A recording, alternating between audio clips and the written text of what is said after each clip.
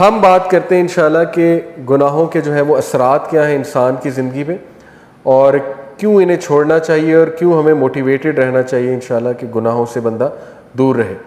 سب سے پہلی بات تو یہ سمجھ لیں، دیکھیں کہ گناہ کی نیچر ہی ایسی ہے کہ وہ آپ کو نقصان دے گا۔ یہ اس لیے نہیں ہے کہ اللہ آپ کو پنش کر رہا ہے، اللہ تو انسان کو پنش کرنا چاہتا ہی نہیں۔ قرآن میں ہے، سورہ نساء میں اللہ کہتے ہیں اللہ تمہیں پنش کر کے کیا کرے گا اگر تم اللہ کے ماننے والے اور اللہ سے استغفار کرتے ہو، اللہ کا شکر کرتے ہو۔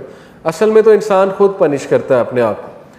تو جس طرح ایک ریڈیو ایکٹیو مٹیریل نقصان دہ ہے، اس کے قریب آپ جائیں گے آپ کو کینسر ہو جائے گا گاما ریز کی وجہ سے، اسی طرح گناہ ہے، آپ اس کے قریب جائیں گے ہو ہی نہیں سکتا آپ کو نقصان نہ ہو، نقصان آئے گا ہی آئے گا۔ تو وہ ہم خود اپنا نقصان کر رہے ہیں، ٹھیک ہے۔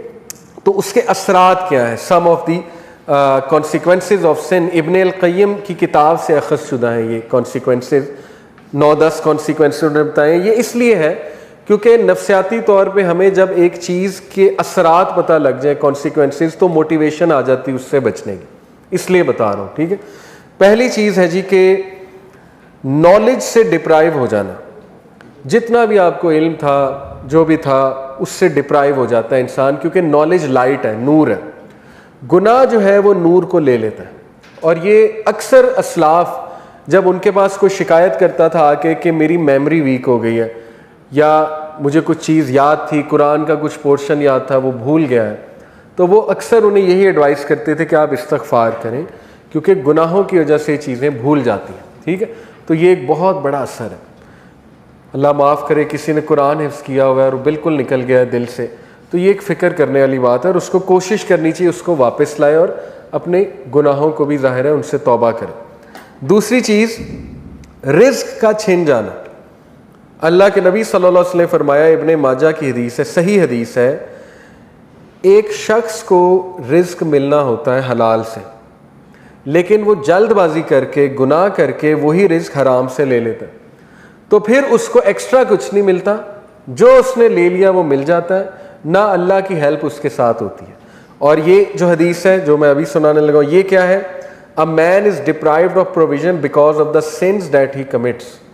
انسان کو رزق سے ڈپرائیو کر دیا جاتا ہے اس کے گناہوں کی وجہ سے۔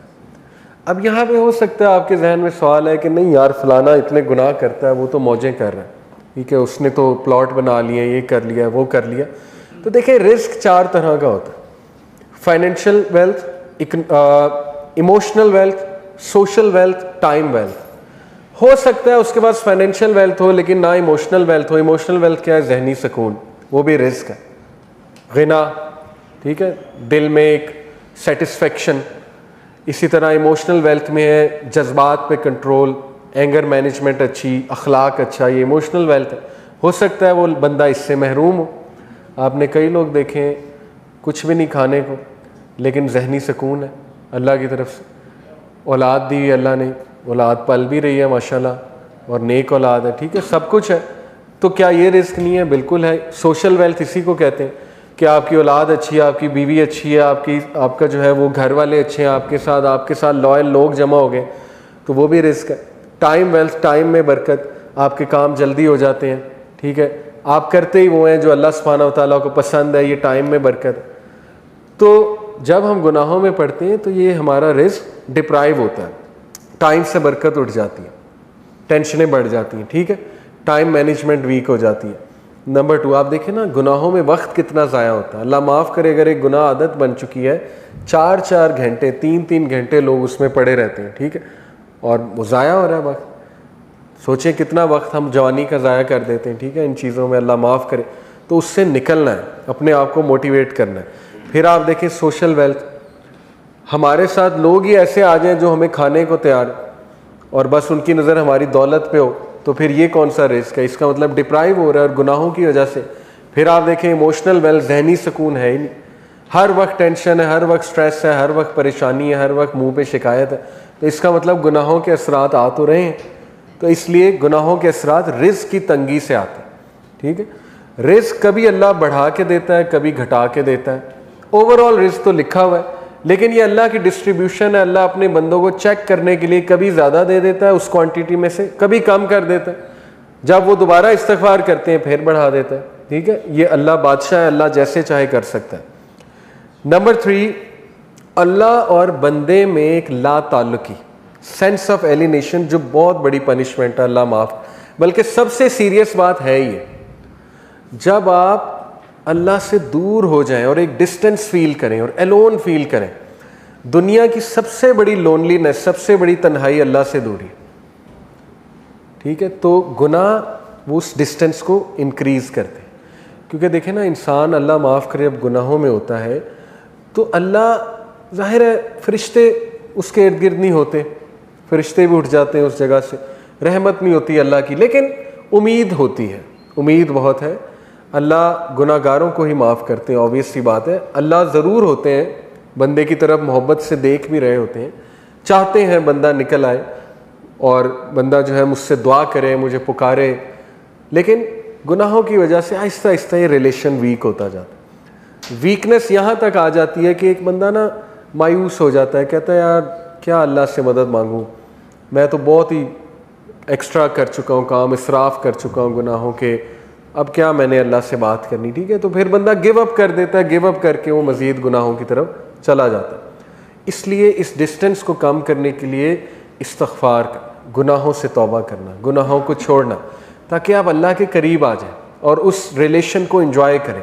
خالق کے ساتھ جو ریلیشن ہے نا، وہ سب سے خوبصورت، سب سے ہیلدی ریلیشن ہے، سب سے بیوٹیفل ریلیشن ہے، اور انسان خوش ہو جاتا ہے خالق کے ساتھ ریلیشن سٹرونگ کر کے. ٹھیک ہے. یہ چوتھی چیز، things become difficult for him so that he does not turn his attention towards any matter but he finds the way blocked or he finds it difficult.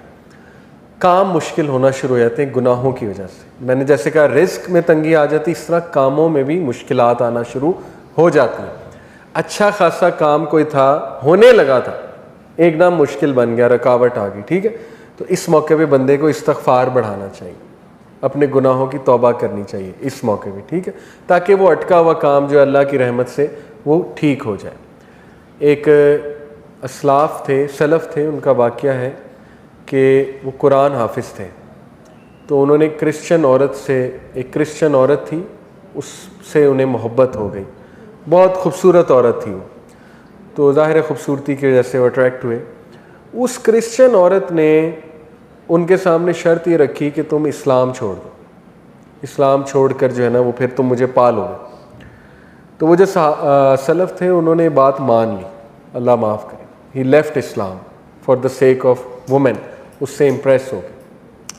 اور پھر جو ہے وہ ایک بار کہیں سے گزر رہے تھے تو قرآن کی جو ہے نا وہ یہ آیت ان کے سامنے آئی، سورہ حج کی، کہ لوگوں میں سے کچھ ایسے ہیں جو ایج پہ کھڑے ہوئے ہیں، جب تک انہیں اچھائی آ رہی ہے وہ اللہ کی طرف ہے، اور جب انہیں کوئی مشکل آتی ہے تو وہ اسلام سے چلے جاتے ہیں.